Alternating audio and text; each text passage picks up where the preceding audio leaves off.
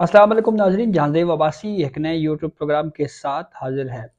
आज supreme judicial council जो आला अदलिया में जज साहिबान की शिकायत को सुनने का फोरम है, इसके आज एक अहम डेवलपमेंट ये है कि जस्टिस मुजाहिर अली अकबर नकवी के खिलाफ जो शिकायत हैं, आज उन शिकायत का जायज़ा लेने के लिए सुप्रीम जुडिशल कौंसिल का दूसरा इजलास होने जा रहा है। इस इजलास में क्या हो सकता है, इसके ऊपर बात करेंगे। लेकिन उससे पहले आपको बताएं कि इस जो सुप्रीम जुडिशल कौंसिल का ये कॉम्पोजिशन है, जो चीफ जस्टिस ऑफ पाकिस्तान हैं काजी फाइज ईसा, वो सुप्रीम जुडिशल कौंसिल के चेयरमैन हैं, सरबराह हैं।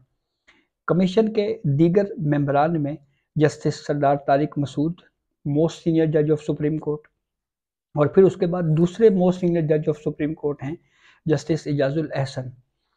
इस कौंसिल में जो दीगर मेंबरान हैं उनमें फिर उसके बाद chief justice Lahore high court अमीर भट्टी भी उसका हिस्सा हैं, और फिर उसके बाद chief justice Balochistan high court Naeem Afghan भी उस कौंसिल का हिस्सा हैं। जो पहली कौंसिल की जो प्रोसीडिंग हुई थी, जो इजलास हुआ था, जिसमें जस्टिस मुजाहिर अली अकबर नकवी के खिलाफ शिकायत को जांचा गया, उनका जायज़ा लिया गया।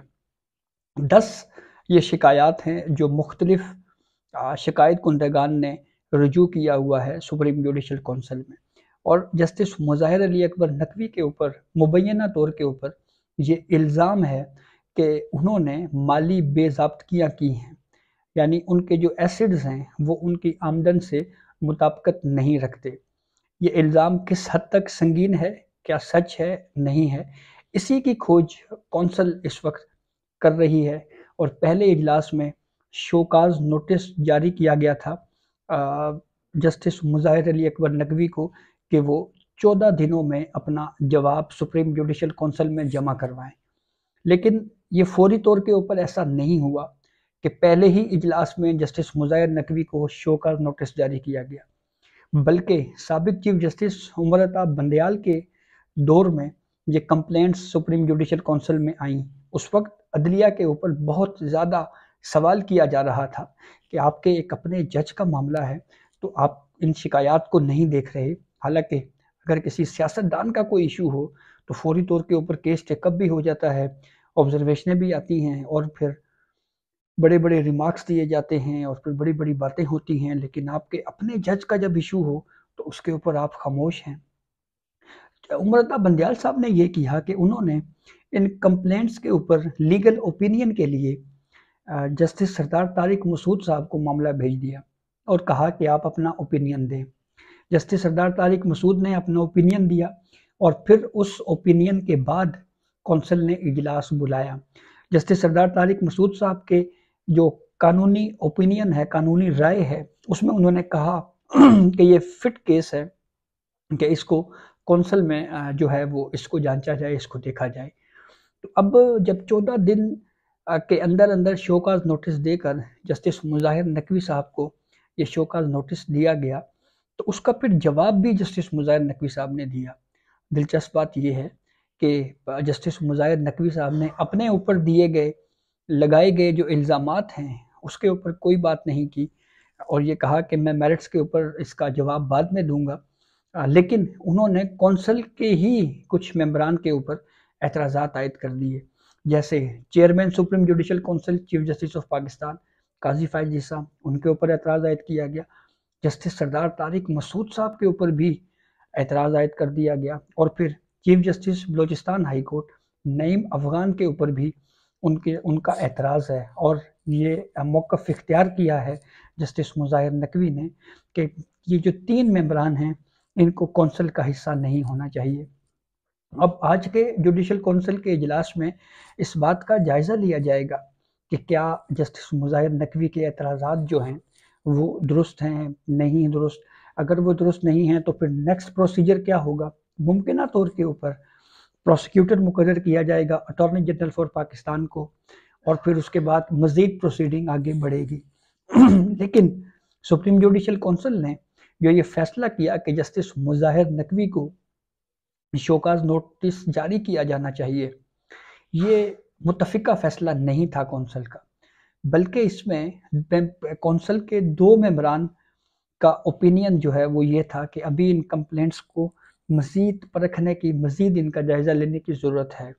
ज़राए के मुताबिक ये 2 कौंसल मेंबरान, इनमें जस्टिस इजाज़ुल एहसन और chief justice Lahore high court अमीर भट्टी शामिल हैं।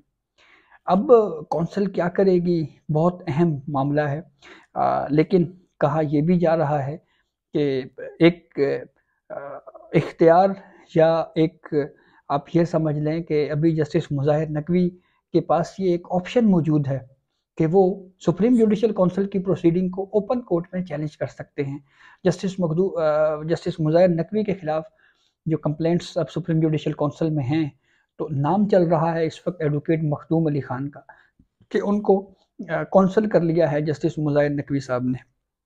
अब प्रोसीडिंग को क्या वो ओपन कोर्ट में चैलेंज करते हैं, सुप्रीम जुडिशल काउंसिल में ही अपना केस का दिफा करेंगे, या फिर वो रिज़ाइन भी दे सकते हैं। ये वो 2-3 ऑप्शंस जस्टिस मुज़ाहिर नकवी साहब के पास इस वक्त मौजूद हैं।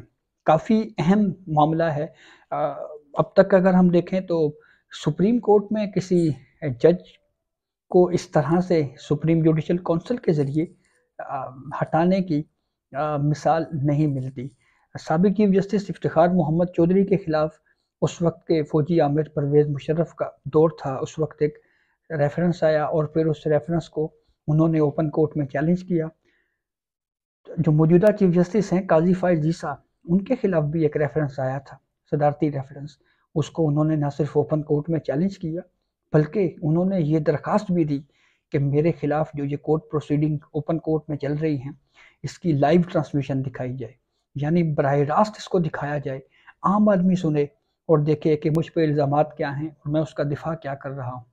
ये ऑप्शन जस्टिस मुज़ाहिर नकवी साहब के पास भी मौजूद है कि वो ना सिर्फ इस काउंसिल की कार्रवाई को ओपन कोर्ट में चैलेंज करें, बल्कि उसके साथ साथ उनके पास ये ऑप्शन भी है कि वो चैलेंज करके फिर एक दरख्वास्त दे दें कि आप बराह रास्त कवरेज दिखाएं, क्योंकि प्रैक्टिस एंड प्रोसीजर कानून की प्रोसीडिंग को लाइव दिखाया गया और हमारे पास एक मिसाल मौजूद है।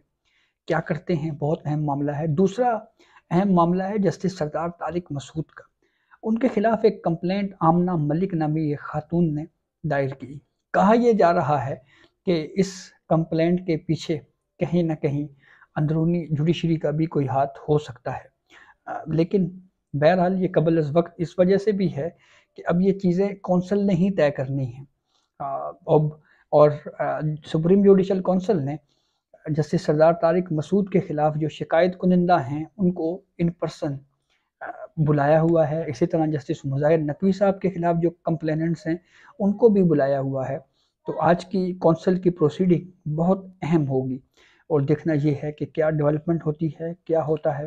तो ये अब तक की अपडेट थी जिससे हमने आपको आगाह किया। बहुत शुक्रिया।